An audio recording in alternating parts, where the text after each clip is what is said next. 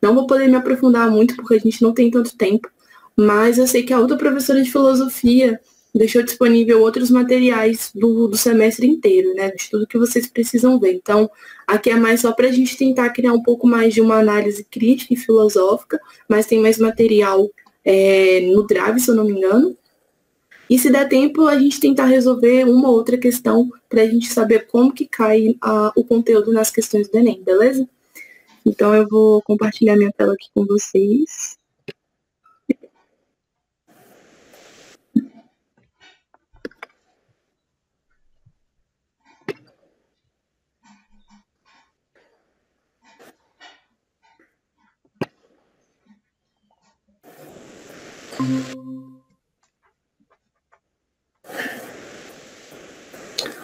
Beleza, então eu vou apresentar um slide, fiquem à vontade para tirar dúvida, mandar no chat, ligar o microfone, ligar a câmera. Sejam bem-vindos e sintam-se confortáveis para a gente entender que esse é um espaço aqui também para uma troca de conversa até, né? Nem tipo uma aula, não quero que se sintam numa aula fechada, mas numa troca de conversa e numa troca de análise também, para a gente florescer o nosso pensamento, aflorar o nosso pensamento.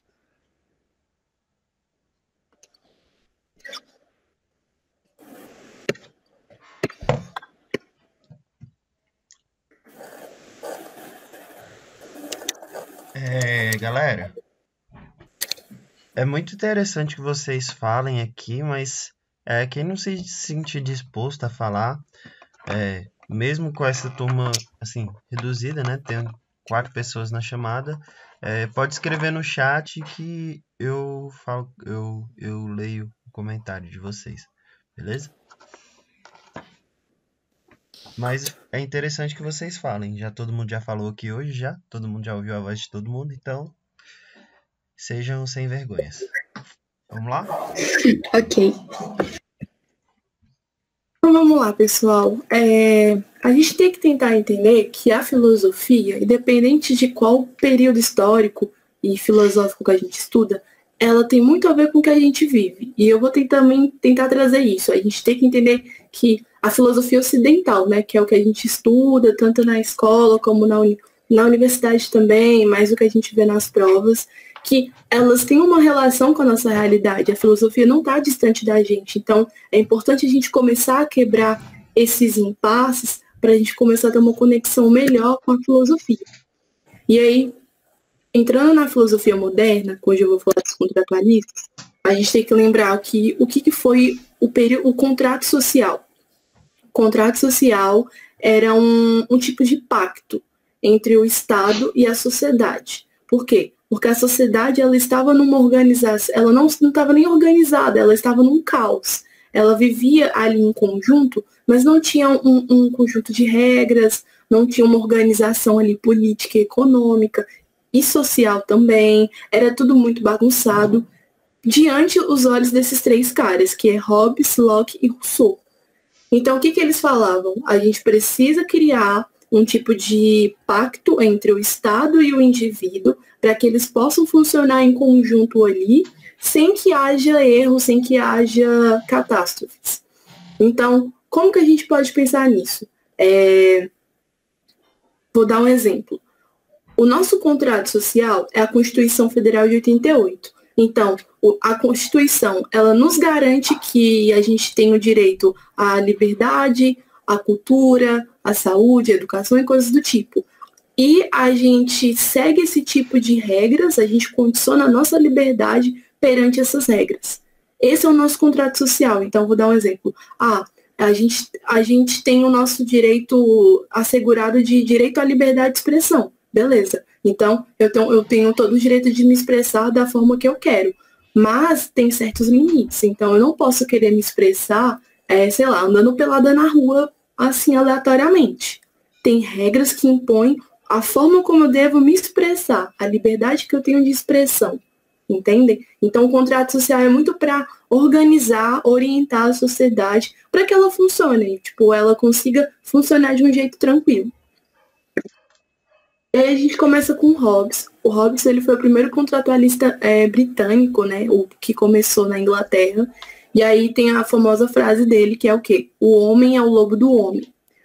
O que é o estado da natureza? O estado de natureza é um estado hipotético, seria um estado primitivo do indivíduo antes dele passar pelo pacto social. Então, o que ele falava? Que o homem ele sempre está em guerra com outro homem. Os homens sempre estão numa situação de caos, eles não estão organizados ali. E para que eles vivam em harmonia e cooperação, eles precisam de um pacto social para que melhore esse tipo de comportamento. Então, quando ele fala que o homem é o lobo do homem, é justamente por isso. E qual é o pacto social que ele propõe? Conjunto de leis e regras que possam estabelecer a sociedade de forma civilizada. Tipo, eu tenho um documento que tem um conjunto de regras que todo mundo deve seguir e acompanhar para poder viver em harmonia. E aí, na obra dele, do Leviatã, que foi publicada em 1651, ele vai falar sobre isso e ele vai falar que a melhor forma de você organizar a sociedade é através da monarquia, do Estado monárquico. Por quê? Porque o rei vai ter todo o controle de tudo, as pessoas vão ter uma devoção e até um respeito pelo rei, então elas vão seguir a figura do rei. O rei é que vai determinar aquelas regras que vão ser consideradas como certas, né? E as pessoas vão ter que seguir para que todos vivem em harmonia. Enfim, e aí, esse é o Pacto Social de Hobbes. Quando a gente fala de John Locke, ele já vai vir mais pelo lado econômico, né? Tanto que ele é considerado o pai do liberalismo econômico. E o estado de natureza que ele propõe são pessoas que não têm o direito da sua garantia à propriedade. Ele acredita que todo mundo tem que ter a sua propriedade privada e todo mundo tem que ter o seu direito de liberdade. Por quê? Todos são iguais perante a natureza. Então, eu sou igual a vocês e já que nós somos iguais, a gente precisa e necessita da nossa propriedade privada e do nosso direito da liberdade. E aí, ele fala que o Estado ele deve garantir e respeitar essa propriedade. Tanto que ele fala assim, se você tem uma propriedade, se você é uma pessoa livre, você pode ter o direito de cercar a sua propriedade, contanto que você trabalhe nela, contanto que você faça ela se desenvolver. Por quê? Porque é uma forma também de organização social e econômica de um meio, né? Para que todos vivam em harmonia. E a gente vai ter Rousseau. O Rousseau ele é mais ligado à moral. E aí ele vem com o mito do bom selvagem, né? O homem é bom por natureza, mas a sociedade que o corrompe. Então, se no seu estado primitivo, seu primeiro estágio, ele é uma pessoa boa, ele tem uma boa conduta, quando ele se integra dentro de um meio social, ele vai ser corrompido, ele vai ser manipulado. E se essa sociedade ela não tem também um conjunto de regras e normas para ser elaborada e aplicada ali nessa sociedade, o homem ele vai se corromper também. Então, eu também preciso de um conjunto de leis e regras para poder fazer essa organização social. E por ele ter muita influência iluminista, então o pacto social que ele propõe e coloca em voga vai trazer muito desenvolvimento científico e artístico, só que por o homem estar muito condicionado a se desenvolver nas ciências, na filosofia, nas artes, matemática, seja lá o que for, ele vai estar muito condicionado a essa posição, a esse foco. E aí ele perde totalmente a sua liberdade de ser quem ele é, a liberdade do seu instinto, a liberdade daquilo que ele foi no seu primeiro momento, né? Seu primeiro momento do ser. Então ele traz esse lado positivo e negativo. Então, quando vocês pensarem no contrato social, pensem na sua Constituição. A Constituição Federal ela serve muito para isso, para justamente organizar o meio social e que o Estado consiga agir, pelo menos deveria agir, conforme com o que ele propõe. Então, vamos pegar um exemplo aqui. O Estado, ele garante o seu direito à saúde. É um direito seu, independente da sua classe social. Mas se a gente for ver na realidade, os hospitais, a UPA, postos de saúde, seja lá o que for, não garantem e não te dão aquela assistência que o Estado ele te prometeu, ele fez um acordo com você. Então, como que a gente pode pensar na nossa situação, na realidade que a gente vive, que o nosso contrato social, ele ele é legítimo, ele é legalizado, mas ele não é aplicado de forma necessária, de forma prática. Na praticidade mesmo, a gente não vê ele atuando. Então, pensa lá, você é um agente social do Estado. Você faz parte da cidadania, você é um cidadão, então você é um agente social, e por você ser um agente social, você tem esse acordo com o Estado. Então, se você está fazendo a sua parte com o Estado, por que o Estado não está fazendo essa parte dele com você? Por que ele não está cumprindo com o compromisso que ele fez com você de te dar uma saúde com qualidade, uma educação com uma boa base, com boas estruturas? A gente não está vendo isso. Não está dando uma assistência no meio cultural e no âmbito artístico também.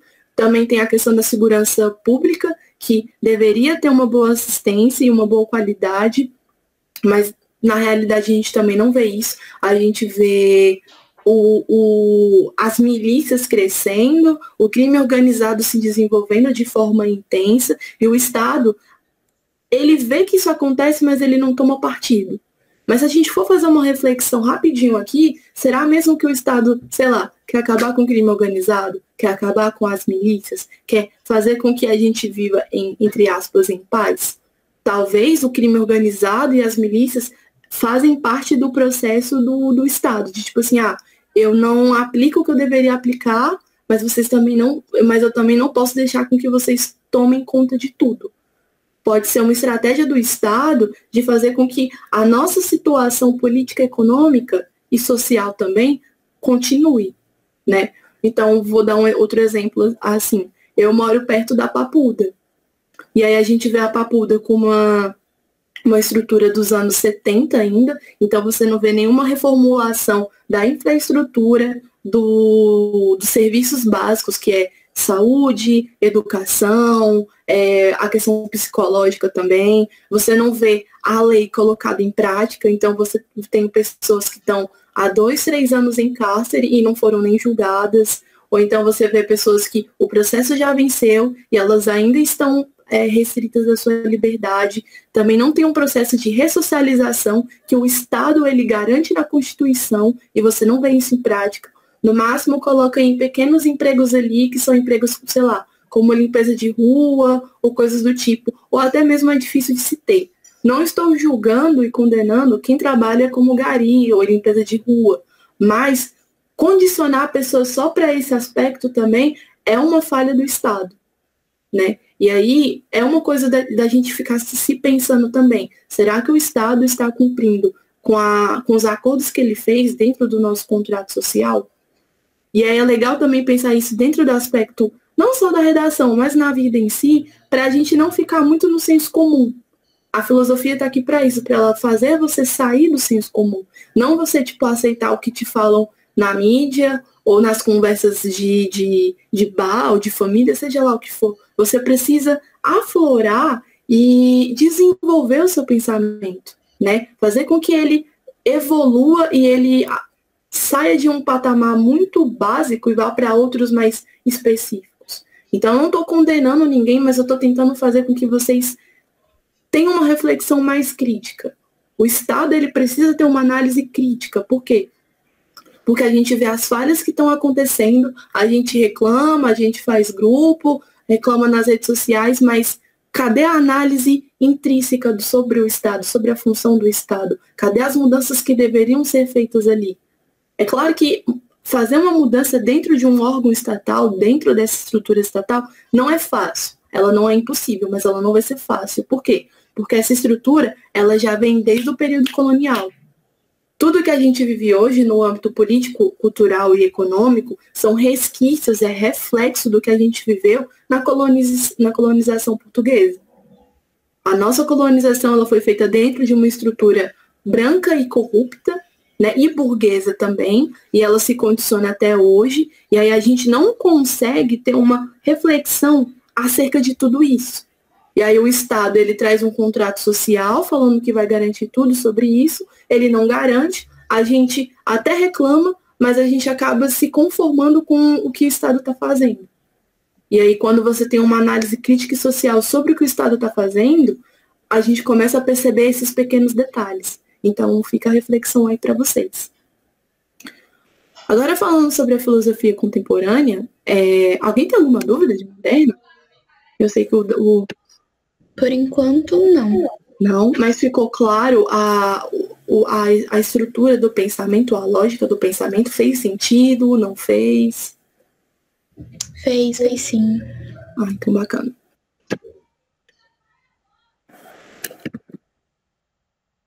Então, entrando agora no século XIX, século XX, que é quando que a filosofia contemporânea está começando a florescer, a se expandir, né? Principalmente devido à Revolução Industrial, ela foi um fator importante para impulsionar nisso. A gente vai começar com o marxismo e o positivismo. O marxismo a gente já sabe, né, um pouco. O marxismo é uma ideologia sobre a luta de classes, sobre a questão de ter uma sociedade mais igualitária, o proletariado no poder, mas a gente tem que entender que o marxismo, mesmo que ele tenha um intuito positivo e benéfico, ele também tem o seu lado negativo. O marxismo, ele tem o seu lado científico e utópico, que é o quê? Chegar na sociedade perfeita, igualitária, sem classe, sem desigualdades. Só que, no contexto que a gente vive, o contexto capitalista, isso é muito impossível de se atingir. Porque quando a gente vamos fazer uma retrospectiva aqui. Quando a gente estava na Guerra Fria, o mundo estava bipolarizado, então eu tinha um mundo capitalista e socialista. Estados Unidos e União Soviética não estavam lutando diretamente, mas indiretamente. Então, por exemplo, teve a Guerra das Coreias. Então, a Coreia do Sul foi financiada pelos Estados Unidos, a Coreia do Norte pela União Soviética. Era uma forma de tentar um domínio dos países, das localidades ali, para que uma ideologia ganhe, ela prevaleça. Só que o socialismo ele é muito difícil de se atingir, por quê? Porque você vai precisar passar por um regime de ditadura. A ditadura do proletariado. O que aconteceu na Revolução Russa foi um tipo de ditadura, sim.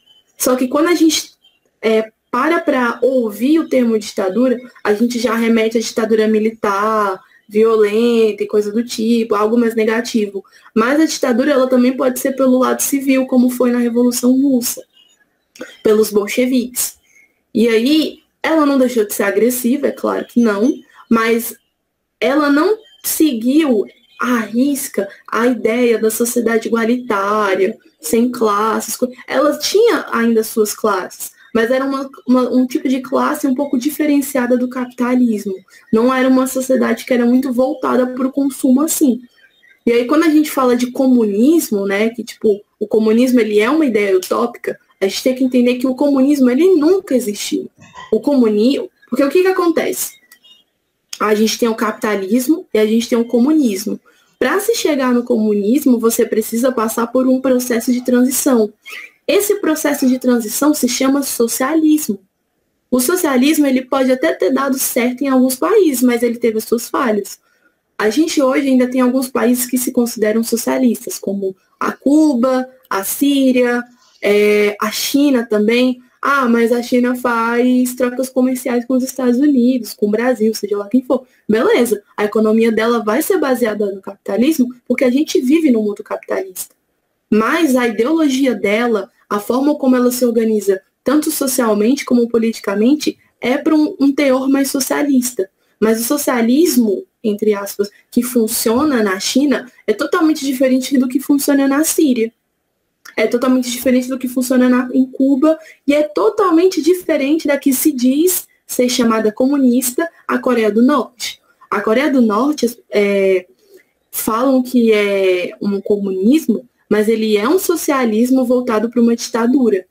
Então você não tem troca comercial, o país ele não é aberto para o mundo exterior, ele é muito fechado.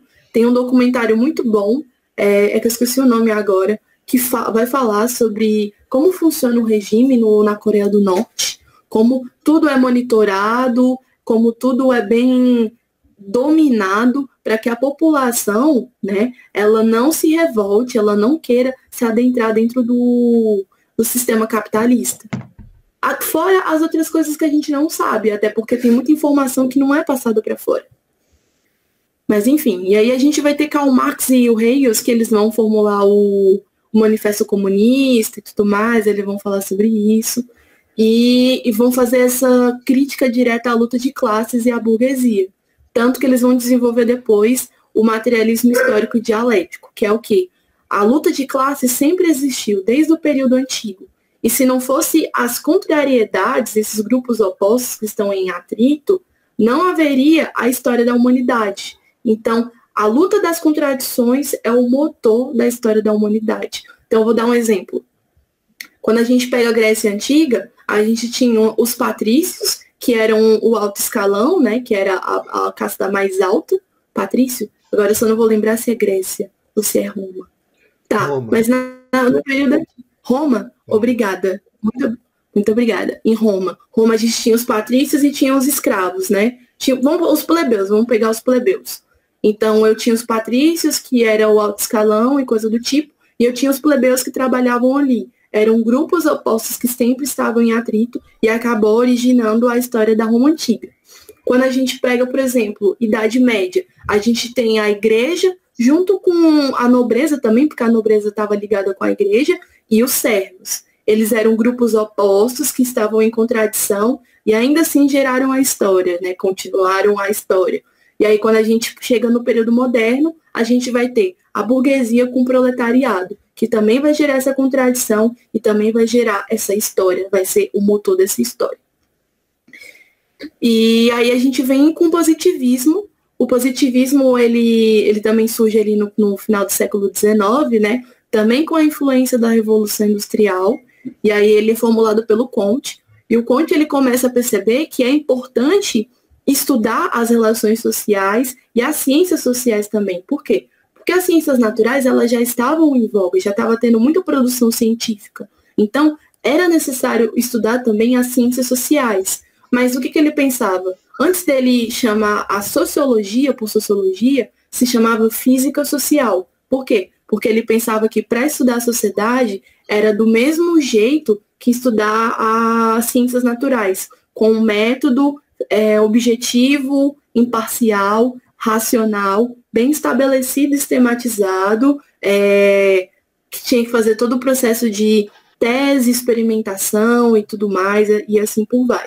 Né? E tinha que ser de um lado, e tinha que ser super objetivo, super imparcial e racional. Mas como que você vai estudar a sociedade de forma objetiva? Não tem como. Por quê? Se eu pego duas culturas diferentes, duas sociedades diferentes, eu pego a cultura brasileira e, sei lá, a cultura indiana. São culturas totalmente diferentes, são sociedades diferentes. Cada uma vai ter a sua característica e os seus objetivos. E se eu for estudar a cultura da Índia igual como eu vou estudar a cultura do Brasil, não tem como. Por quê? Porque as suas formações socioculturais, elas são diferentes. A sua construção histórico-social é diferente também. Então eu não posso objetivizar cada uma, tratar como se fosse um bioma, né? Ou sei lá, como uma espécie, um tipo de espécie, não tem como. Né? Ou uma teoria, sei lá, de algum astro celeste. Por quê? Porque cada sociedade vai funcionar de um jeito. E aí até o positivismo ele vai influenciar as ideias de Vargas, se eu não me engano. Eu acho que é algo do tipo. Mas não funciona, não dá certo. O positivismo ele vai cair por terra. Por quê? Porque mais lá pra frente, lá na década de... Lá no início do século XX, final do século XIX para o início do século XX, a gente vai ver que... Pode falar. Ia falar alguma coisa? Sim. Uma coisa que tem nas ciências sociais e que não tem... Aliás, que tem nas ciências naturais e que não tem nas ciências humanas e sociais é a tal das leis gerais. Por exemplo, a gravidade é uma lei geral, né, galera? Já quando a gente for estudar, por exemplo, a história ou então a sociologia do Brasil e a história ou a sociologia da Índia, como a Larissa falou, a gente não pode colocar em leis gerais. Não é a mesma coisa. Não é mesmo? Exatamente. Por quê? Porque cada um vai ter a sua formação. Tanto que quando a gente começa a ter os primeiros estudos antropológicos, os primeiros antropólogos, eles são muito fechados, assim, eles são muito. É porque eu esqueci o termo. Mas eles vão trazer até muitas ideias eugenistas e tal. Eles não vão perceber que a cultura, o indivíduo, a sociedade, cada uma vai ter a sua característica. A sua não só característica, mas o seu ponto forte, entendeu? Vai ter o seu marco forte ali. E aí, quando vem depois o Franz Boas, que ele já é século XX, se eu não vou lembrar mais ou menos o ano, ele vai mostrar que cada cultura é diferente e a partir do respeito dessas diferenças é que a gente começa a ter um estudo antropológico de forma efetiva. Por exemplo, um tipo de estudo que o Franz Boas vai trazer é a pesquisa etnocêntrica. Não é etnocêntrica, mas é esqueci o nome. Eu estudei sobre isso, mas me fugiu o nome. Que vai ser um processo que você vai estudar como o indivíduo funciona dentro da sua sociedade, como essa sociedade, de um aspecto cultural, funciona, modos de pensar, modos de agir, modos de trabalhar, de se relacionar, funciona. Então, eu vou dar um exemplo. Aqui no Brasil, a gente não tem o hábito de ver meninas de 9, 10 anos se casando. É algo que, tipo, na nossa cultura é considerado estupro. Quando a gente vê na Índia, o casamento infantil, ele é super natural. Ah, mas tem a questão dos direitos humanos e blá, blá, blá. Vamos deixar isso um pouco de lado. Eu não tô querendo desprezar isso. Mas a gente precisa entender que faz parte do âmbito cultural o casamento infantil ser algo natural. Então, eu tenho uma menina que tem 8, 9 anos, ela é casada com um cara que é, tipo, 10 anos mais velho. Só que isso faz parte da cultura. Se é certo ou errado, não me cabe julgar. Mas a gente precisa perceber os pontos positivos e negativos disso. Pontos positivos. Faz parte de uma tradição da cultura hindu e tudo mais. Sobre a mulher gerar mais filhos, porque o primogênito tem que ser o homem, pra não sei o que lá, e blá, blá, blá, blá. Só que qual é o ponto negativo? A gente está pegando uma menina de 9, 10 anos para casar com um cara que é muito mais velho, ela não teve a sua formação, a formação do seu corpo totalmente completa, ela não teve a oportunidade de estudar, de terminar de viver a sua infância, de querer entender o que ela quer fazer. Será que ela quer casar mesmo? Será que ela não quer estudar? Será que ela não quer fazer uma coisa diferente? Não se deu a oportunidade de dar a voz para essa menina, para ela poder falar o que ela quer, para poder formar, ela terminar de se formar, não só pelo corpo, mas pela mente, pelo psicológico, para ela começar a tomar as atitudes dela. É por isso que hoje o casamento infantil na Índia, em algumas regiões da Índia, não está sendo tão levado a sério, não está sendo mais considerado tão a sério. As mulheres estão começando a tomar posições tipo, eu não quero casar, eu quero estudar, eu quero trabalhar, eu quero fazer isso. Algumas regiões estão sendo aceitáveis, outras não. Mas isso faz parte de uma análise cultural e histórica daquela região que é diferente daqui. Que uma menina, até os 15 anos, se ela se relaciona com um cara mais velho, é considerado estupro. Mas é porque faz parte da nossa formação sociocultural. Então, assim, a gente precisa respeitar e compreender a cultura do outro sem julgar que a nossa é superior que a deles. Porque isso é uma atitude etnocêntrica. O que é o etnocentrismo? É julgar a sua cultura superior à outra.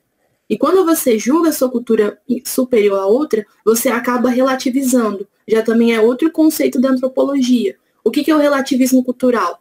É você comparar não de forma igualitária, mas de forma, você subjugar a cultura do outro, relativizando a cultura dessa pessoa.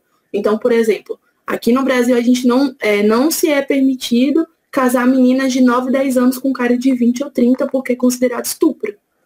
E aí, lá na Índia é algo ainda natural. E beleza, você tem que, beleza, existe essa comparação, cada um tem a sua formação sociohistórica e cada cultura vai começar a se posicionar do jeito que quer.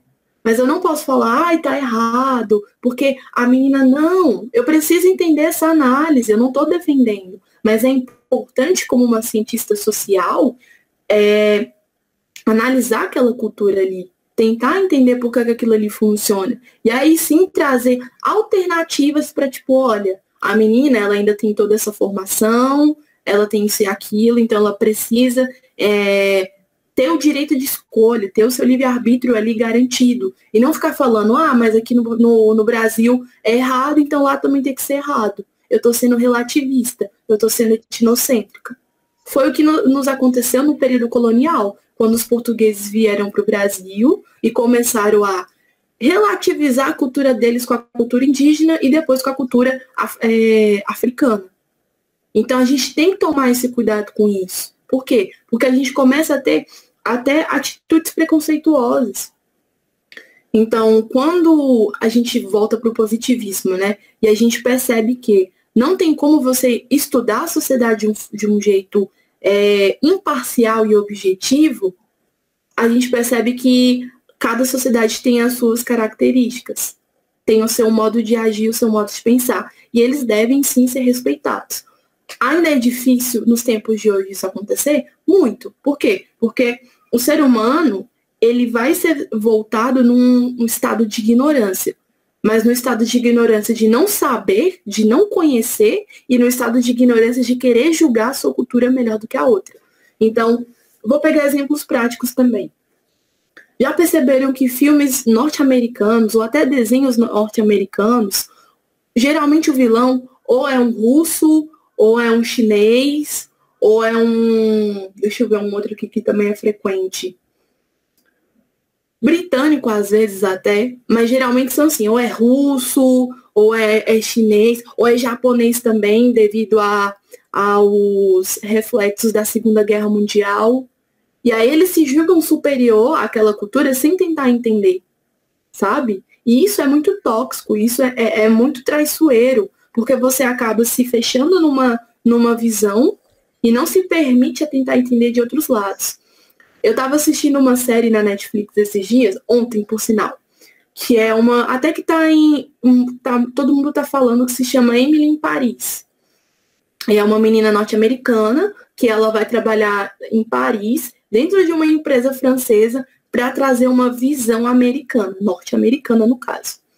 E aí os franceses acham um abuso ela ir para outro país sem falar a língua francesa. Porque ela acha que, chegando lá, todo mundo tem a obrigação de falar inglês, sendo que não é. Se você está indo para outro país, você tem que conhecer a cultura do outro país, você tem que se ambientalizar com aquele tipo de cultura e adequar as suas necessidades com a necessidade do outro, para ficar uma parada igualitária. E aí, toda a série, eles vão mostrando que é um abuso, é uma afronta ela vir aqui, ela ir para a França sem saber falar francês. Uma outra pessoa, é claro, ao longo da história, vai falar inglês, ela vai fazer curso de francês e coisas do tipo. Mas olha como é louco uma pessoa ter um comportamento etnocêntrico, chegar em um lugar diferente, já com essa posição até imperialista e dominatória, né? E querer impor as suas vontades, sem tentar entender a vontade do outro. Já quando é aqui no Brasil, se vocês lembram, no período da Copa e nas Olimpíadas também, ao invés da galera se esforçar em tentar falar português, não. Tava todo mundo falando inglês, fazendo cursinho de inglês, ou então tentando falar espanhol, porque a galera tava vindo de fora. Mas tem a questão de ser turismo e tudo mais, eu entendo. Mas eles também têm que se esforçar, pelo menos um pouco, em tentar falar a nossa língua. Porque quando a gente vai para os Estados Unidos, a gente se vira no escambau.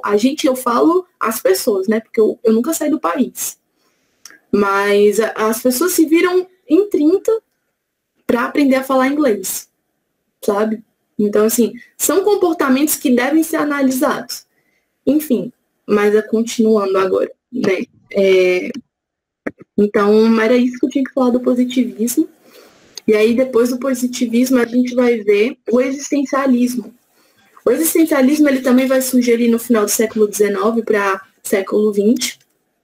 Os primeiros filósofos que são considerados pioneiros nessa filosofia é o Nietzsche e o Kierkegaard. O Nietzsche, ele vai começar a fazer uma crítica sobre a moral cristã. Professor, algumas pessoas falam que Nietzsche era ateu, que Nietzsche odiava a Igreja Católica, que Nietzsche não acreditava em Deus. Não. Não se sabe se Nietzsche era ateu, é muita má falácia, é muita visão preconceituosa, mas é porque Nietzsche ele não critica a Igreja Católica, ele critica a moral cristã, a esses comportamentos que são nos impulsos e as pessoas se condicionam a ele. Então ele vai criticar isso. E quando ele fala do super-homem, é o homem que se desliga totalmente de qualquer tipo de moral e faz a sua própria vontade, faz aquilo que quer. Ah, mas professor, eu faço aquilo que eu quero. Não necessariamente. Às vezes, certas atitudes suas ainda têm influência de uma moral cristã, mas você ainda não consegue perceber. Por quê? Porque a moral cristã está tão intrínseca na nossa cultura, e entre outras culturas também, que ela consegue se manifestar em atitudes tanto diretas como indiretas, e até imperceptíveis, porque ela está muito instaurada no nosso comportamento. E aí, quando a gente fala de Kierkegaard, que também influenciou o existencialismo, ele vai fazer também esse parâmetro, essa comparação de questões morais com questões religiosas. E o existencialismo, ele é uma filosofia muito voltada para a existência humana, para o ser humano em si, porque, assim, quem falava muito de prestar atenção no homem, no indivíduo, era Sócrates. Sócrates, ele tinha a filosofia do quê? Da busca do autoconhecimento, para poder você reconhecer a sua ignorância, você perceber que você não sabe de tudo e você ainda procurar se conhecer mais. Por quê? Quanto mais você se conhece, mais você consegue ter uma boa relação com o mundo, mais você vai saber se relacionar com o mundo, porque você sabe se relacionar consigo mesmo. O existencialismo ele vai trazer essa reflexão de uma forma mais aguçada, com questões mais específicas. Então, o Nietzsche ele vai falar sobre a moral cristã, o Kierkegaard vai falar sobre questão moral e questão religiosa, independente se é cristão ou não. Quando a gente fala do Sartre, o Sartre ele vai falar sobre a questão da liberdade, a noção de liberdade que o homem tem. A Simone de Beauvoir, ela também vai falar muito sobre questão de liberdade, mas ela vai começar a pegar num ponto que não se é falado, que são as questões feministas. Ela que vai desenvolver, até naquele livro O Segundo Sexo, sobre o papel da mulher. Qual tipo de comportamento que a mulher está tendo, qual tipo de atitude que está sendo imposta para a mulher realizar. Então ela fala, a mulher, ela não nasce mulher, ela torna-se mulher. E essa frase, se a gente traz para a nossa atualidade, isso vai ser até uma questão que se a gente conseguir fazer.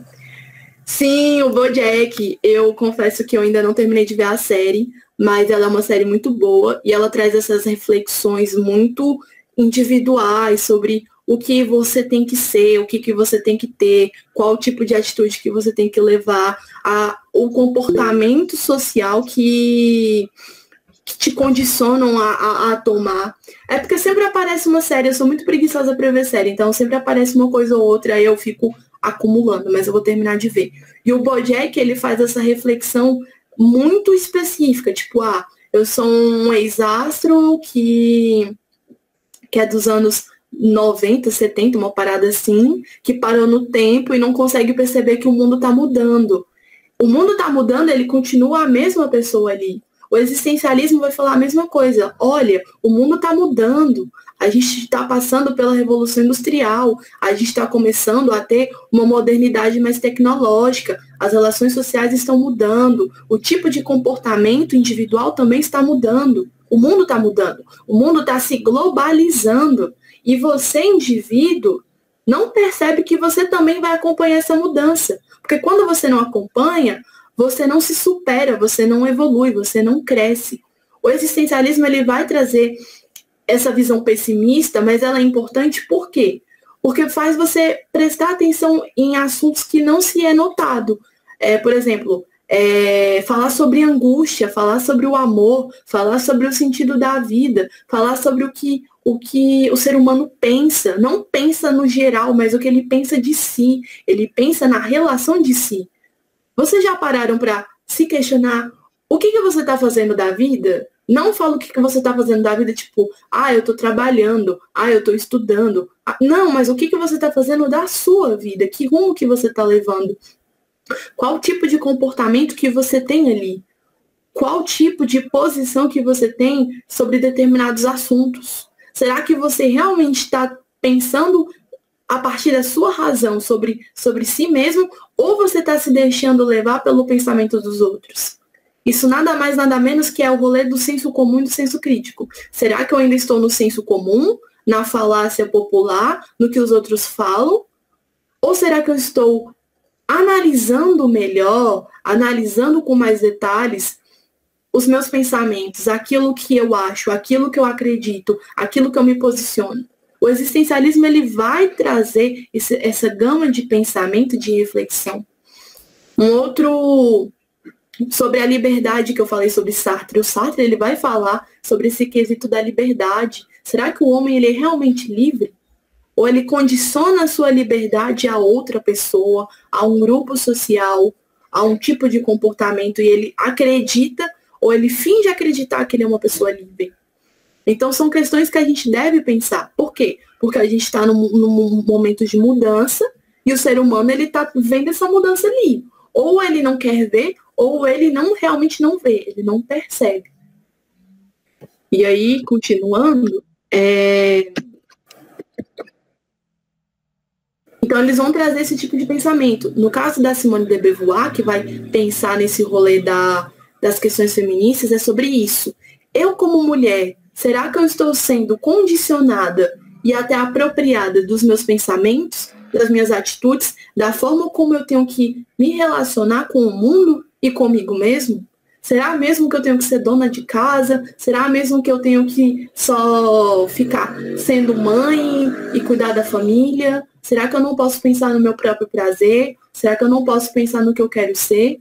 E aí, voltando à frase que a gente vai falar na questão dos exercícios. Quando ela fala que a mulher não nasce mulher e torna-se mulher, vem dessa perspectiva no que a gente vive hoje, o fato de você nascer com uma genitália feminina não necessariamente te torna uma mulher.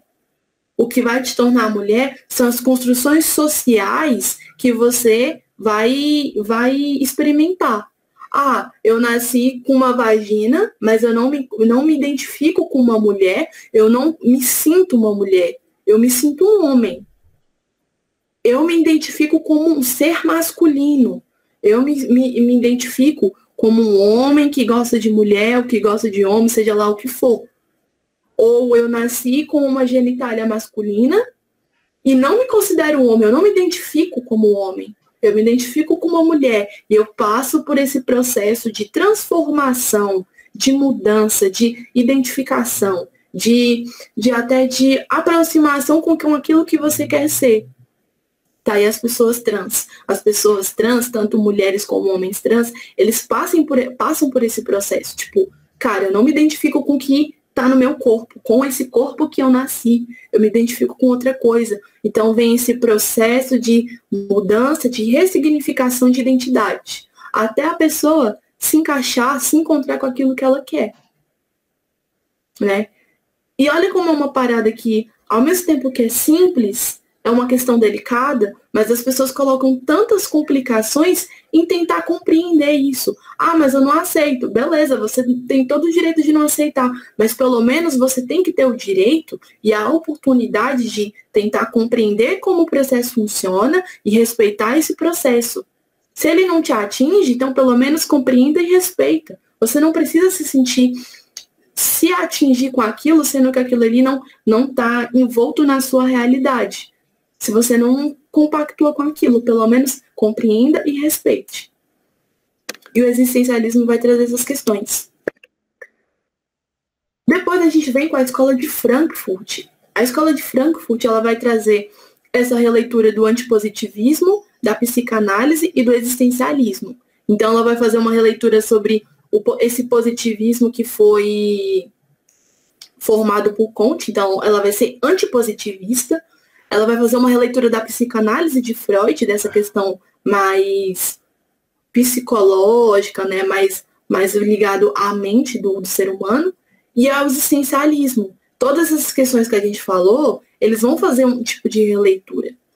E aí eles também são uma crítica super importante ao marxismo ortodoxo, aquele marxismo que é necessária uma sociedade igualitária, sem classes, sem desigualdade. Então ele vai fazer essa crítica que, tipo assim, não é possível isso acontecer, porque dentro do marxismo isso acontece também.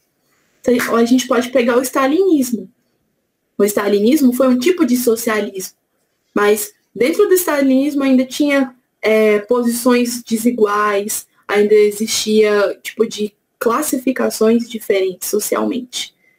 E aí a gente vai ter críticas da realidade a partir da teoria crítica da sociedade. É uma teoria mais crítica, mais filosófica, sociológica, econômica, sobre como a sociedade está se posicionando naquele período histórico. Porque a escola de Frankfurt, ela já é século XX, ela já está nesse processo da Revolução Industrial, está no processo da produção em massa, essa grande produção em massa que toma conta do meio social, que começa a determinar comportamentos e formas de pensar. Então, quando a gente vem com a mídia e a publicidade, a gente vem, por exemplo, com a invenção da televisão. A televisão é uma forma de dominação. Ah, mas eu assisto televisão, beleza, eu também gosto de ver. Eu não tenho na minha casa, mas eu gosto de ver. Eu gosto de ver um filme, eu gosto de ver um desenho. Mas a mídia também serve como forma de manipulação de massa, como controle de massa. Sabe uma associação sem ser anacrônico, né? Sem ser obsoleto com o tempo histórico antigo? A política do pão e circo no período da Roma Antiga. Então, enquanto estava rolando os problemas políticos e econômicos naquele período, o que o Estado, né, o que as autoridades públicas estavam fazendo? Pegavam um coliseu, dava divertimento para as pessoas através de lutas, de morte, né, dos gladiadores, dos escravos com animais, e dava comida, que era o pão, e deixava a galera entretida ali, né? Tipo, não se preocupe que está tudo sendo resolvido, se preocupe em se divertir e se alimentar, enquanto estava rolando a bagaceira toda. É o que acontece ainda hoje. A gente tem a televisão, a gente tem as redes sociais, a gente tem o rádio. O rádio não se é usado, mas ainda existe, né? A gente tem todos esses meios tecnológicos que nos fazem cegar, que nos dominam, enquanto está rolando todos esses problemas sobre o tempo. A gente tem perdido não sei quantos % do Pantanal e do Cerrado, a gente não sei que está mais de 100 dias sem chuva, e aí nos é falado que o Brasil está de parabéns com a preservação ambiental. Ou então também nos é falado que o Brasil está livre, ele está limpo da corrupção. O Brasil nunca vai ser livre, nunca vai se distanciar da corrupção. Ela sempre vai acontecer. Tem uma música que eu sempre gosto de citar para os meus alunos, e citando para vocês agora, que ela faz todo sentido. É uma música do Criolo, que se chama Esquiva da Esgrima, e tem um verso que ele fala: novas embalagens para antigos interesses. Então, o contexto histórico vai mudando, ele vai passando, mas as estruturas são as mesmas. O que muda é a embalagem, o que muda é como é integrado. Então, fazendo um recorte histórico aqui, quando a gente pega, por exemplo, a República Velha, né, que é República Velha ou a Primeira República, a burguesia do café, ela estava em voga, ela tinha domínio sobre tudo, e a galera meio que aceitava, entendeu? Ela tinha todo aquele domínio ali, a corrupção com o voto de cabresto, com o curral eleitoral e tudo mais, daquela estrutura. Hoje a gente ainda tem voto de cabresto, a gente ainda tem um curral eleitoral, que é o quê? Um político que vai numa comunidade e presenteia com um show, com cesta básica, com roupa, com pequenos presentes, pequenos subornos, e a galera acaba votando nele. Isso rola até hoje. O que muda? A estrutura é a mesma. O que muda? O tempo histórico e a forma como que é colocado. Na República Velha, como é que rolava? Eu tinha uma família que morava na minha propriedade e eu dava escola, eu dava comida, eu dava teto, eu dava um lugar para eles plantarem ali, e eles tinham que votar no político que tinha um acordo comigo. Hoje é a mesma coisa. Novas embalagens para antigos interesses. Só muda a embalagem. As estruturas são a mesma. E aí, é essa crítica também que rola, sabe? Olha como que a mídia hoje, ela nos influencia que ela determina o que a gente pensa, o que a gente veste, o que a gente come, o que a gente faz. E eu falo a gente porque eu também sou incluída. Tem um documentário na Netflix que está muito famoso, que é o Dilema das Redes. Ele vai falar muito bem sobre isso. É um ótimo documentário para ter essa reflexão sobre o que está acontecendo, sobre esses aparelhos tecnológicos aqui que determinam o nosso modo de pensar, determinam a nossa rotina, o que a gente faz. E olha como isso já é desde o período antigo, e a escola de Frankfurt faz toda essa análise, essa reflexão e essa crítica. E aí, com toda essa crítica, acaba formulando o conceito da indústria cultural, que a indústria cultural é o quê?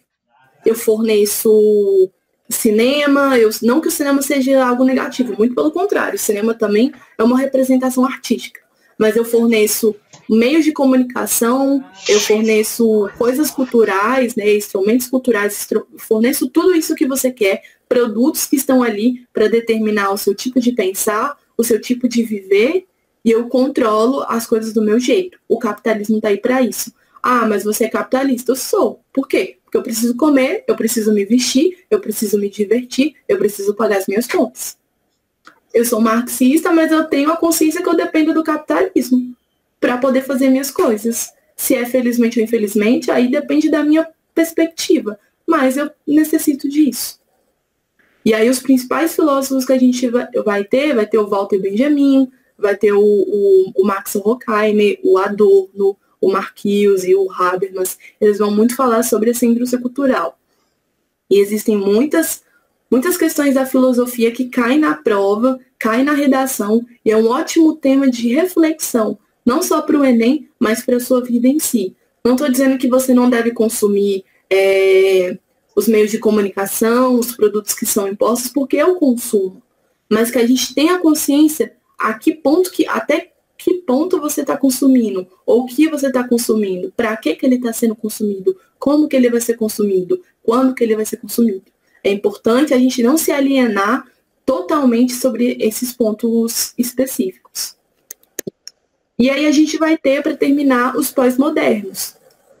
Eles também vão acompanhar essa virada do século XIX para o século XX, que é um período de grande inconstância, porque no início do século XX a gente vai ter o quê? A gente vai ter a Primeira Guerra Mundial, em 1914. Em 1929, a gente tem a crise de Bolsa de Valores de Nova York. A gente vai ter o início também da terceira fase da Revolução Industrial. O mundo está mudando, o mundo está se globalizando, está se modernizando, e foi o que eu falei, o mundo está mudando e o indivíduo está ali acompanhando essa mudança, ele está vendo essa mudança. E aí há uma necessidade de ressignificar, de começar a analisar melhor, mais a fundo, mais do que já foi feito sobre o ser humano. Como ele se posiciona, como ele se relaciona com os meios tecnológicos. Por que eu gosto muito do Futurama? Tem 1000 anos que eu não vejo esse desenho, mas eu sempre gostei de ver. Passava até na Band e tal.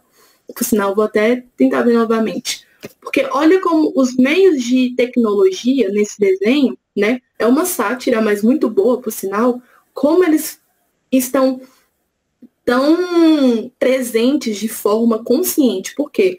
Às vezes a gente não tem a consciência de que os meios de comunicação, os meios digitais, eles nos dominam. Eles tomam conta do nosso tempo. Então, tipo, um meme que eu vejo muito, que eu já até me identifiquei bastante. Às vezes a gente sai do banho e deita na cama só de toalha e fica mexendo no celular, ó. Um tempão. Ou então, outra coisa que isso acontece com todo mundo. Às vezes você pega o seu celular para ver a hora, você não vê a hora. Você vê as notificações que está no seu celular. E aí você esquece de ver qual que é a hora. Então eu vejo aqui que tem notificação do Instagram, do YouTube, do WhatsApp, mas eu não vejo as horas direito. Então, são pequenas coisas que fazem total diferença. E já tá tão natural na nossa realidade que a gente não presta atenção, que a gente não se distancia disso. Às vezes a gente até presta atenção e toma consciência, mas ainda assim fica nesse ciclo. Por quê? Porque ele é vicioso, ele é muito bem trabalhado, muito bem elaborado. E aí acaba que isso se torna também a crise do homem contemporâneo. As tecnologias, elas tomam conta, elas tomam domínio do nosso dia a dia, do nosso cotidiano, de uma forma muito natural, mas também de uma forma muito rápida, de uma forma muito, até encantadora, sabe? Porque ela vai nos encantar. Quando a gente começou a ter esses pequenos aparelhos ali que cabem no nosso bolso, que tem internet, que tem câmera, que tem como você baixar aplicativo para N coisas, isso foi tão rápido, mas foi tão encantador, que isso tomou conta da gente de uma forma super natural, super instantânea. E aí a gente vai ter pessoas importantes como o Levi-Strauss. O Levi-Strauss, ele é filósofo e ele é antropólogo também. Ele vai falar sobre cultura, ele vai falar sobre esses comportamentos perante a modernidade. A gente tem o Michel Foucault. O Michel Foucault, ele vai falar sobre as relações de poder, como que não só o Estado, mas as autoridades públicas, as autoridades privadas, elas têm uma base e elas sabem se estruturar a partir dessa base para ter relações de poder. Relações pelo meio da força, pelo meio psicológico, pelo meio mental. E como que está tudo bem estruturado. Um exemplo que eu sempre gosto de dar sobre essa relação de poder, na nossa situação, na nossa cultura, no nosso país, é o presídio do Carandiru, que ele foi implodido já tem acho que já tem mais de 10 anos, se eu não me engano. Teve a chacina que rolou, teve 116 mortos, e a polícia, ela não na verdade, o que acontecia no Carandiru? Tem um filme, vocês devem já ter visto, se não, recomendo bastante. Tem o livro também do Drauzio Varela. E você tinha um presídio que estava no meio da cidade, que era visto como uma ameaça, porque ficava próximo de uma estação do metrô. Então, a qualquer momento que fosse acontecer alguma coisa, ia recair na sociedade de bem, no cidadão de bem. E ela não tinha uma boa infraestrutura básica, ela não tinha saneamento básico, ela não tinha uma educação de qualidade, na verdade nem tinha educação, a parte da saúde era um lixo. Ela começou a melhorar quando o Drauzio Varela começou a frequentar ali. No livro do Drauzio, ele tem uma trilogia de livros, né? Que é o Carandiru, o Carcerários e o das Mulheres, que é Presidiários, é um nome assim. Eu tenho o Carandiru e o Presidiários aqui na minha casa. E aí ele fala que foi só no Carandiru que ele começou a ter um tato maior com o ser humano, que ele praticou a medicina de verdade. Porque não estou falando que isso acontece com todas as pessoas, mas a medicina hoje ela é muito dependente dos aparelhos tecnológicos. E ele fala que nos anos 80, quando ele foi para lá, anos 70, 80, quando ele foi para lá, ele não tinha um aparelho ali para poder dar assistência, era tudo no tato, era tudo na indução e na dedução, na medicina que ele teve que aprender na universidade e ele teve que colocar realmente em prática. O diagnóstico que ele tinha que dar era pelo que ele via, é pelo que ele relacionava com o que ele tinha estudado, é pelo que aparentava, para poder dar um diagnóstico certeiro, para poder passar um tratamento, para aquele indivíduo ele não morrer. Mas ele era um preso, ele cometeu um crime, beleza, mas ele ainda tem os seus direitos garantidos. Eles são respeitados e são aplicados na prática? Não são. Mas eles estão garantidos na nossa Constituição Federal, que é o quê? É o nosso pacto social com o Estado. Ele funciona na realidade? Não funciona. Mas ele está em tese ali dentro de um documento oficial. E aí, o Drauzio, ele mostra isso, né? Ele vai mostrar que o presídio do Carandiru, ele é visto como um lixo, onde eu deposito todas as pessoas que, os homens, no caso, né, infringiram a lei e que devem ser punidos. E o Estado não se preocupava, no caso, em fazer uma reestruturação, uma reformulação, uma mudança ali, né, uma reforma naquele lugar. Não, tá preso, merece viver com rato, merece comer uma comida ruim, não merece ter assistência à saúde porque ele é um criminoso, porque ele é um bandido, porque ele é um ladrão. Mas mesmo que ele tenha infringido a lei, ele ainda ele deveria ter os seus direitos garantidos na praticidade. E olha como essa relação de poder, né, tipo, tanto que na chacina, para terminar, a polícia, ao invés de fazer toda uma estratégia de negociação, não. Já entra dando tiro para todo lado, matando 116 homens, deixando uma piscina de sangue naquele lugar. Não sei quantos foram os feridos, muitos foram transferidos para outros penitenciários, porque a repressão é uma forma de manipulação, é uma forma de controle do corpo, controle para não sujar, para não afetar a organização social, porque ela vive bem. É uma forma de controle por meio de uma relação de poder que funciona. Se é de um aspecto positivo ou negativo, a gente vê que é pelo aspecto negativo, mas ela funciona, ela é efetiva. A gente foi abafado e tudo certo. Todo mundo acha que ficou tudo lindo e maravilhoso, mas a gente vê reflexo do Carandiru até hoje no nosso sistema penitenciário, tanto masculino quanto feminino.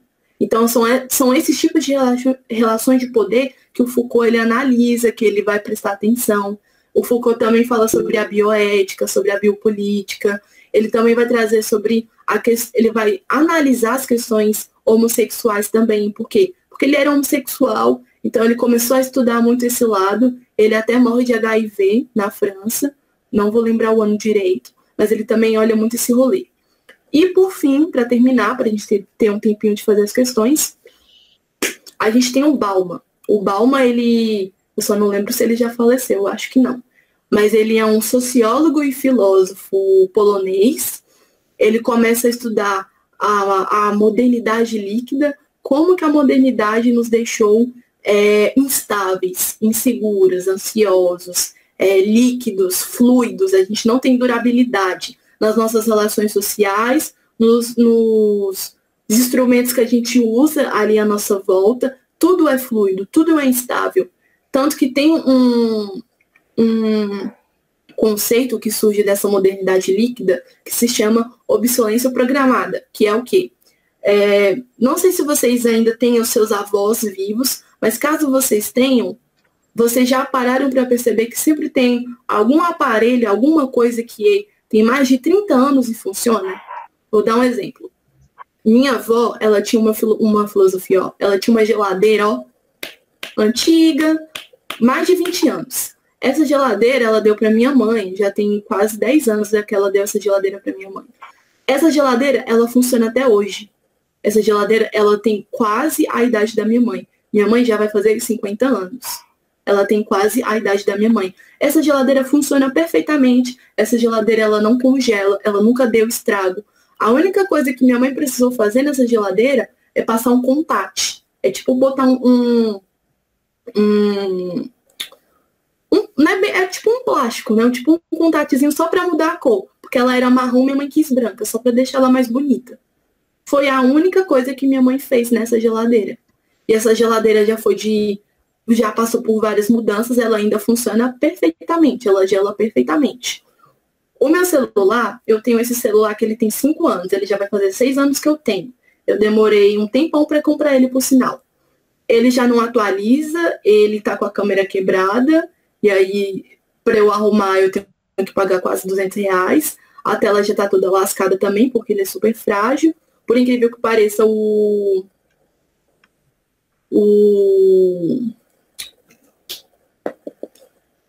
a digital ainda funciona, mas assim, ele já tá dando os seus pitacos, ele já não tá mais aguentando tanto conteúdo, né? A memória dele é muito baixa, e aí ele tem um prazo de validade. A gente vê que todo ano a Apple lança um iPhone novo. Então, olha como esses produtos, ele tem um prazo de validade, ele não tem uma durabilidade. Porque na época da minha avó, geladeira, coisas do tipo, elas eram feitas para durarem a vida inteira. Os nossos celulares não, eles são feitos para durar, tipo, no máximo 1 ano, para ano que vem você tá trocando. Eu não tenho condições de ficar trocando celular todo ano, até porque se eu pudesse, eu já estaria com o iPhone 11 aí, se pá, já indo pro próximo. Mas é isso que acontece muito com a nossa sociedade. Então, Ele vai trazer essa reflexão sobre essa modernidade líquida, como ela é fluida. O próprio desenho do Futurama, eu recomendo muito que vocês assistam. Ele traz essa fluidez de forma muito instantânea e natural. E é até perceptível, mas as pessoas já se acostumaram. E algumas pessoas hoje, na nossa realidade, não estão percebendo essa modernidade líquida. Mas quando, pelo menos, eu espero que percebam, possam fazer algo diferente. E não sigam o caso do Futurama, que as pessoas sabem que a modernidade, que a tecnologia, ela é muito rápida e instantânea, mas elas já estão conformadas com isso e só seguem um padrão. E aí era isso que eu tinha que falar para vocês. Eu acho que ainda rola de fazer uns exercícios rapidinho, só para a gente entender como funciona.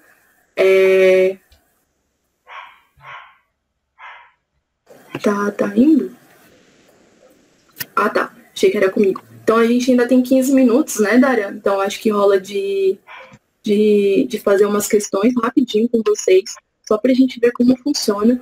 E eu espero que tudo isso que eu falei da filosofia contemporânea e moderna também não sirva só para fazer a prova, para fazer a redação do Enem, mas que sirva para a vida de vocês, para a formação profissional e acadêmica que vocês querem seguir. Por quê? A filosofia, ela está na nossa volta, ela está desde o nosso chinelo, pode parecer ridículo, mas ela está desde o nosso chinelo, dos instrumentos que você tem na sua casa, das relações que você tem, até a coisas mais complexas e delicadas que são de se tratar. Então, deixa eu já passar o exercício para vocês rapidinho. Só para a gente poder fazer. Eu vou procurar uma aqui menorzinha. Eu vou fazer essa aqui, uma dica que eu dou para vocês. Isso não só para filosofia, mas para todas as matérias. A melhor forma de você perceber se o seu conteúdo está sendo bem absorvido ou não é fazendo exercício. Refaçam as provas antigas do Enem. Tanto o Enem normal, como o Enem da PPL, como o Enem de Libras. Eles têm o mesmo grau de dificuldade. Quanto mais exercício vocês fizerem, melhor. Então, eu trouxe uma questão do Enem da unidade prisional de 2014. Ela é uma questão de John Locke, vamos fazer ela rapidinho. Eu vou usar o método que eu uso com os meus outros alunos, que é o quê? Eu até recomendo que vocês testem em casa. Ao invés de você ler o texto de uma vez e já passar para o enunciado e fazer as questões, leia primeiro o enunciado, para saber o que ele está pedindo. Por quê? A sua mente começa a trabalhar ali, beleza, ele está querendo isso. Quando você lê o enunciado, leia a fonte do texto, porque vai te direcionar para o que o texto está querendo falar. E aí você lê o texto. Pode parecer que vai demorar muito tempo, mas quanto mais você fizer isso, você demora 2 minutos fazendo uma questão dessa. E então o enunciado fala assim: segundo a teoria da formação do Estado, de John Locke, para viver em sociedade, cada cidadão deve. O texto é de John Locke, da obra dele, segundo o Tratado sobre o Governo Civil, dos Pensadores, e aí o texto fala: sendo os homens por natureza, todos livres, iguais e independentes, ninguém pode ser expulso de sua propriedade e submetido ao poder político de outrem sem dar consentimento.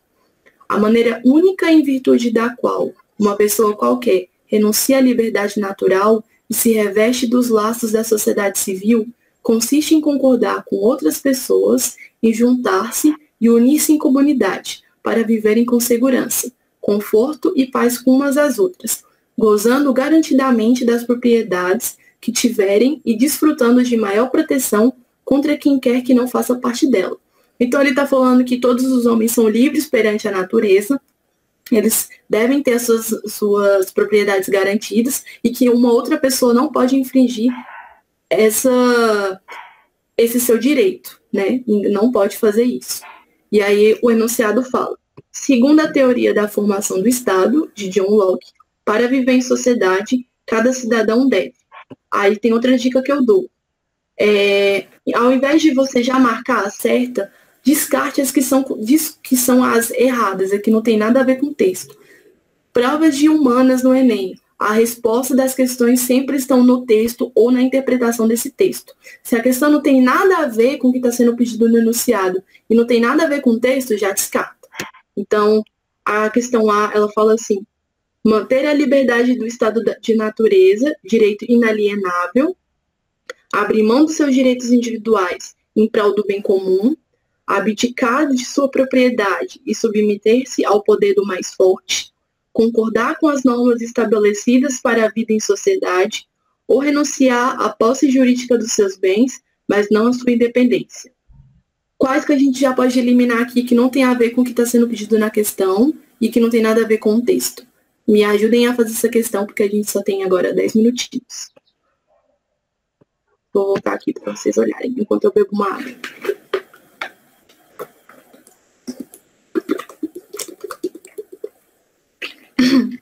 Ah, é? Renunciar à posse jurídica dos seus bens, mas não da sua independência. Sim, por quê? John Locke, ele fala que ninguém tem que renunciar à sua posse jurídica, muito pelo contrário. Ela tem que se apossar da sua propriedade, sabendo que é uma garantia por lei. Não só da sua propriedade, mas da sua liberdade. Então, a gente pode descartar. Qual outra que a gente pode descartar?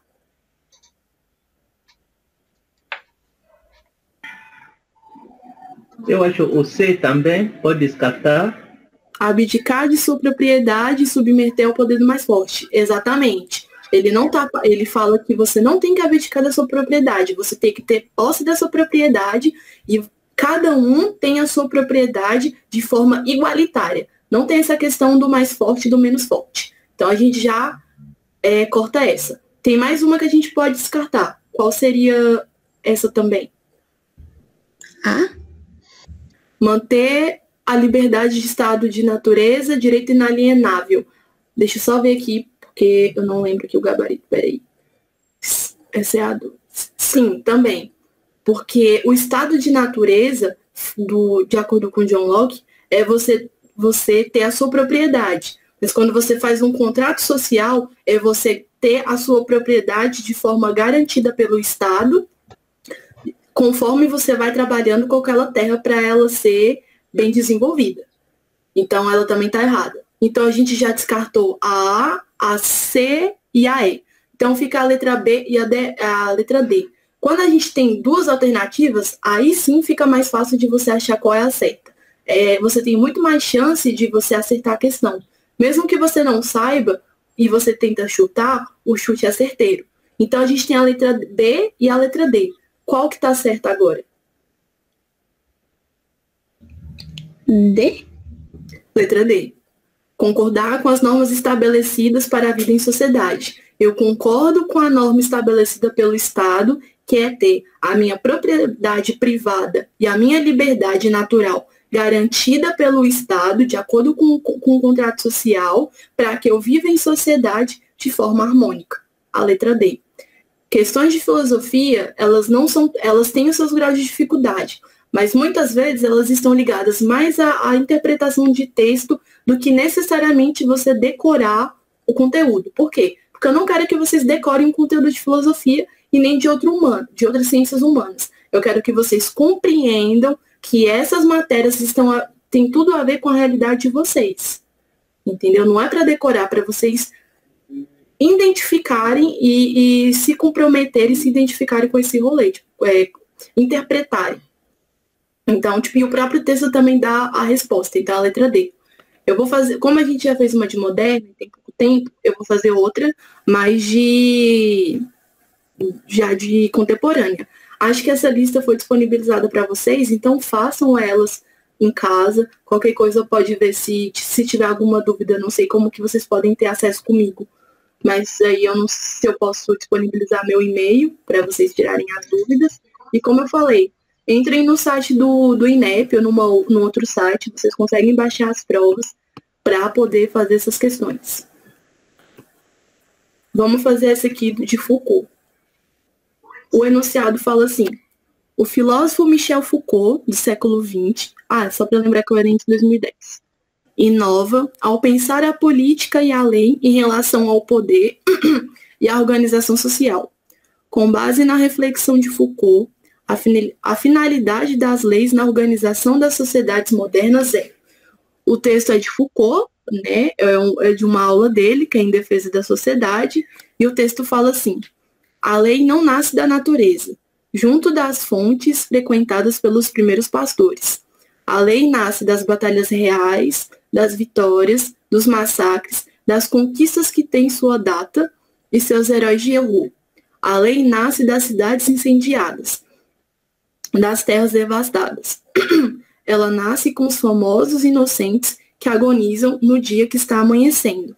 Então, o que ele está falando? A lei, ela nasce dos confrontos, elas nascem das necessidades que ocorrem numa sociedade, das demandas que não estão sendo atendidas e assistidas pelo Estado, entendem? Então, é dessas falhas, desses erros que...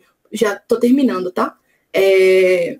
Desses erros que acontecem, das guerras, das mazelas na sociedade. Então, se eu tenho um problema com a saúde, eu vou criar uma lei para atender esse problema da saúde. Então, basicamente, é isso que ele está falando. A gente volta para o enunciado. O filósofo Michel Foucault inova ao pensar a política e a lei em relação ao poder e à organização social. Com base na reflexão de Foucault, a finalidade das leis na organização das sociedades modernas é, letra A, combater ações violentas na guerra entre as nações, coagir e servir para refrear a agressividade humana, criar limites entre a guerra e a paz, praticada entre os indivíduos de uma mesma nação, estabelecer princípios éticos que regulamentam as ações bélicas entre países inimigos, ou a letra E, organizar as relações de poder na sociedade e entre os estados, quais que a gente já pode descartar aqui de vez.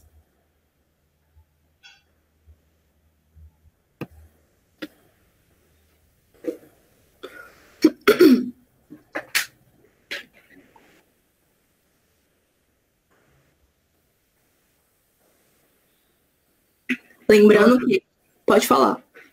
Eu acho que poderíamos já descartar o B. Coagir e servir para refrear a agressividade humana. Podemos sim. Por quê? Ele não está falando de agressividade humana. Ele está falando de problemas sociais que entram muito em voga e eles devem ser resolvidos a partir da lei. Então, ele não está querendo coagir ou refrear a agressividade humana. Então, a gente já descarta. Beleza. Qual mais que a gente pode descartar?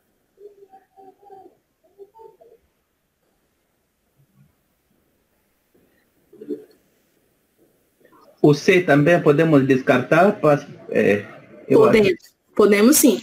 Criar limites entre guerra e a paz praticadas entre os indivíduos de uma mesma nação. Ele não está falando de criar limites entre guerra e paz. Ele está falando de quê? Resolver problemas sociais a partir da lei para melhorar a organização social. Então, assim, a gente já descarta. Dá para descartar mais uma e aí a gente acha a resposta certa.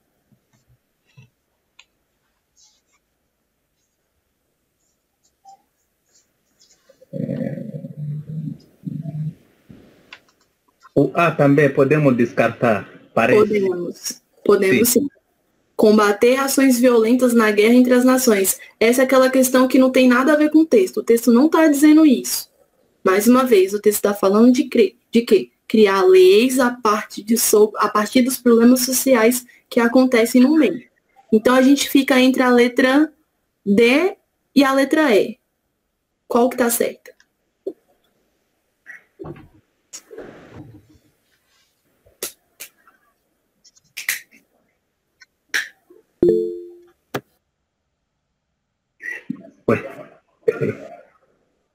Saiu? Ai. E aí, conseguiu? Ô, Larissa, eu vou tentar chutar, não tenho certeza, mas vou chutar um pouco. Aí você me ajuda aí. Ajudo. Tá, eu vou no E, mas eu acho que não é. O E, será? É a letra E. Foi um chute muito bom, mas a letra E sim. Por que não pode ser a letra D? Estabelecer princípios éticos que regulamentam as ações bélicas entre países inimigos.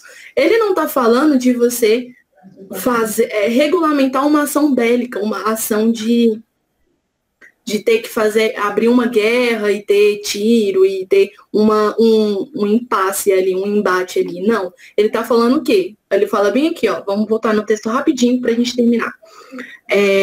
A lei nasce das cidades incendiadas, das terras devastadas, que é o quê?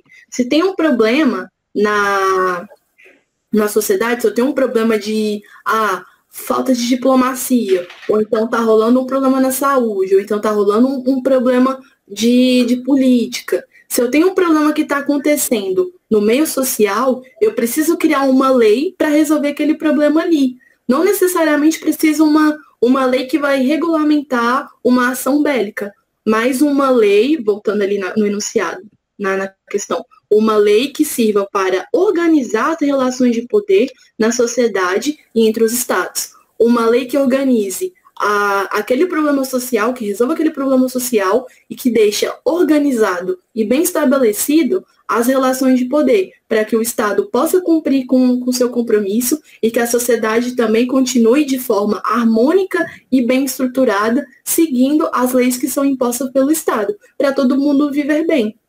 É isso. Então foi um bom chute, sim. Tá bom, obrigado. Por nada. Então, gente, meu horário acabou com vocês. Eu espero ter ajudado bastante nessa aula, né? Nessa troca de conversa.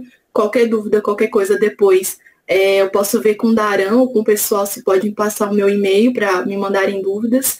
Mais uma vez repetindo, por favor, baixem as provas antigas do Enem, se vocês tiverem acesso à internet, ou então, se precisar, a gente pode ver como pode fazer. Refaçam as provas, tentam esse tipo de estratégia de resolução de questão, porque fica muito mais fácil de achar a resposta. O Roberto fez um chute, mas foi um chute muito certeiro e um chute muito bom. Por quê? Ele não ficou confuso, conseguiu entender por que as outras pessoas estavam erradas.